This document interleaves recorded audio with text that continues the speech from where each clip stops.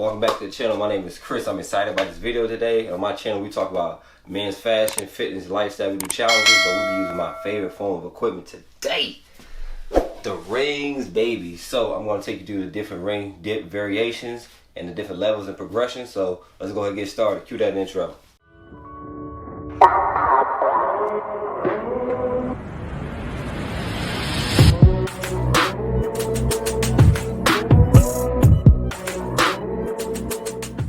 Level 1 is support hold. So as you see, I'm on top of the rings. Arms are locked out straight. Rings are glued to the side of my body, trying to stay on top of the rings, maintaining a hollow positioning, trying to keep that static movement, nice and controlled breathing, and just trying to stay controlled on top of the rings. And then for added instability, turning the rings out engages the bicep even more and makes the movement more unstable because the palms are facing outward. So level 2, carrying over those same cues from level 1, keep those rings nice and glued to the top. This time you're going down and pressing back up, locking out the arms, squeezing the chest, keeping that body nice and tight with the core engaged and staying focused and not wiggling and lose control of the movement. Now, to increase the difficulty of the standard ring dips, you turn the rings out to add a form of instability, and like I said, put more emphasis on the head of the bicep. Now always maintain control, quality reps, not quantity. Focus on quality, locking the arms out straight at the top and pressing down, lowering down and pressing back up and squeezing at the top of the movement like always. So the next level is L-sit dip. So go ahead and perform your L-sit dip. Having those legs parallel to the ground, lowering down to that nice 90-degree angles, keeping that scapula depressed, nice and neutral. Pressing back up to the top of the movement, squeezing, locking those arms at the top.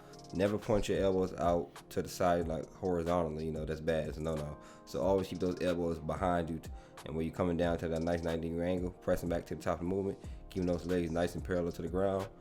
And to increase the difficulty of this movement, turn the rings out at the top, as mentioned with the other movements, to increase the difficulty and add a factor of instability to the movement as well.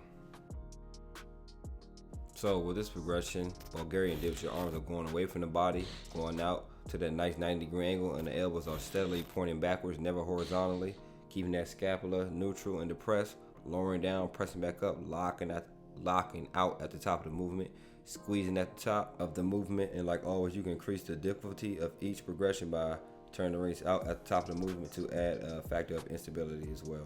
So the last level is archer dip. These babies are no joke. So you lower down and bending one arm, and the other arm is laid out straight, and you're pressing up with the bent arm. So the object of this is always to put the majority of the weight on that bent arm and use the straight arm to assist coming back up at the top of the movement. Always trying to keep that straight arm as straight as possible and pushing up with the bent arm to get the bent arm the majority of the work in this movement, mimicking, like the name implies, an archer. And as well, this is the progression I am currently at. Still working to get better at it.